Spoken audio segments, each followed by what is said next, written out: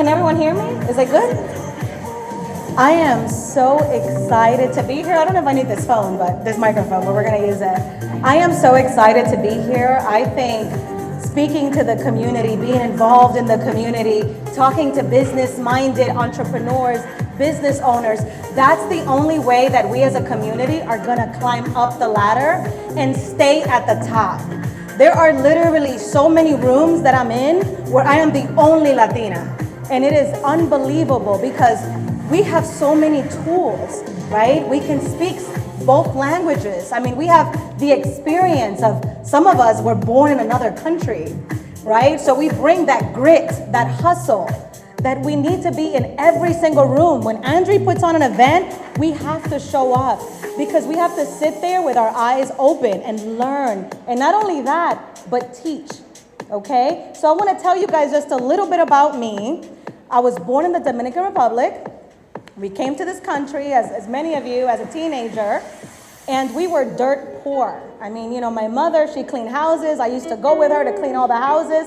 And one day I went to a mansion to clean that mansion. And I asked that lady, what do you do? Like, how do you afford this? With a pool, a Bentley in the car, you know, like the life was amazing. She said, I'm a lawyer.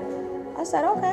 You know, I duly noted. Because I wanted to live like that, you know, and I really believed that I could do it. And so what I say is this, whatever you say to yourself, whatever you believe in, whatever you see, you can do it. So I went to school, I was working as a server, and then they say, hey, come work at this law firm. And I said, well, how much are they gonna pay me? They say $8 an hour. I said, $8 an hour? How am I gonna pay my mom's bills, my bills? But I felt like, you know what, this is my opportunity to get involved in the field of law. Because I'm thinking about that mansion that I'm gonna get one day, and that Bentley that I'm gonna get one day. So I started working at the law firm as a receptionist. I literally worked my butt off, y'all. I was working there till 10 p.m., doing everything that I could possibly do. I learned everything that I could possibly learn about immigration law. I've been doing this for almost 16 years, working in that same law firm. So I applied to go to law school. I didn't get in. My heart was crushed. I said, how can this be? Because I know I'm gonna be a lawyer. How could I not get into law school? So I appealed. And I said, you guys have to be, this is a mistake that you guys didn't let me in. I appealed and I got in. And just this past Saturday, I was invited to speak to the graduating class of that same law school that rejected me. I spoke to 300 law students that were graduating this past week. The same person that got rejected to that school. Now they ask me to speak and like inspire. I'm like, did y'all remember that y'all didn't want me? But you know, I'm here and I graduated.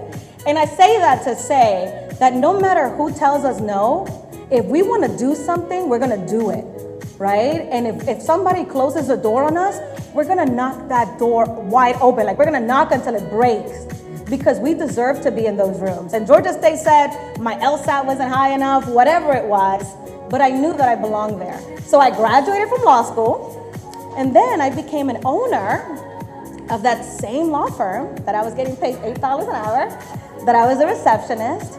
And you know, we went on to do amazing things, right? I made so much money. You know, we have all these employees. I retired my mother. I retired everybody in my family. Nobody has to work anymore.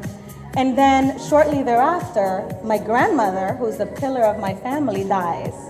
Then shortly thereafter, my mother, who's the reason why I wanted to do all this, she dies as well, right? And then you're like, man, like I was doing all this for you two, you know, and then they're no longer there. So I accomplished the dream. I became a lawyer, very successful. You know, you can say whatever, right? Like I made it. I was living in the mansion with the pool. I got the car. I got money in my bank account. We always struggled. I never have to struggle.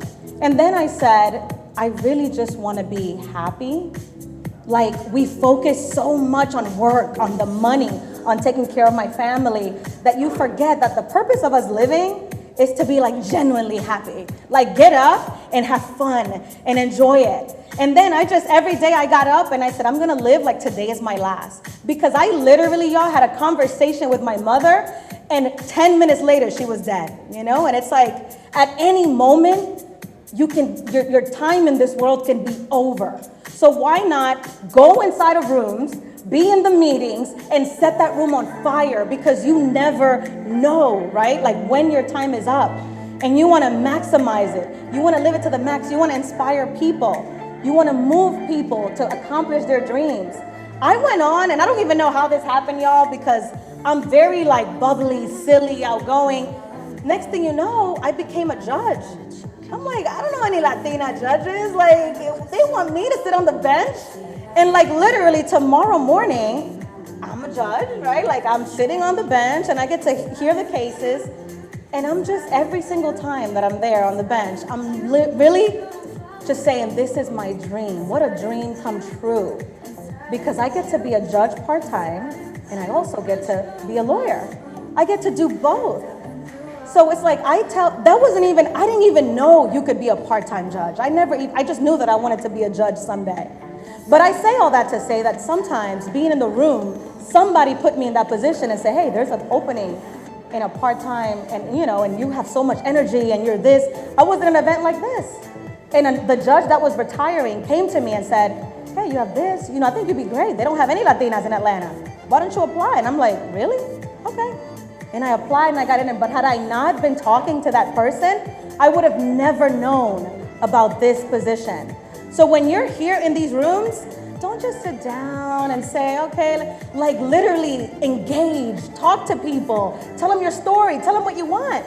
You want a house? Tell them, I'm looking at a multi-million-dollar house. You're gonna get it. If you want a job, hey, I'm looking for this type of job. You're gonna get it. Literally, when you want something, the whole universe, it helps you get it. But you have to put it out into the universe. So if you keep it in, you come to these events and you're sitting down and you're thinking about tomorrow and you're not in the present and you're not voicing what you want out of life, it's not gonna come to you.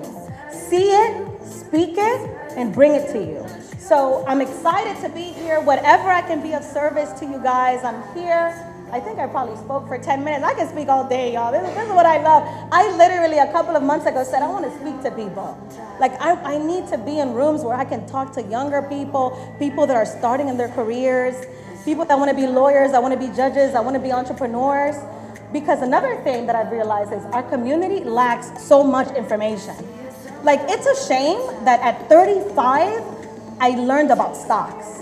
And I learned about the real estate game and properties and so many things that I'm like, I wish somebody would have reached out to me and said, hey, let me give you the game, right? Because a lot of Americans born here, they're blessed to know the game. But it's up to us to teach our community the game. So I'm glad to be in this room. Whatever I can do for any of you, please consider it done. And I think my time is up, so I'm gonna go down and then come back up in just a few minutes. But thank you guys so much for being here. I appreciate it.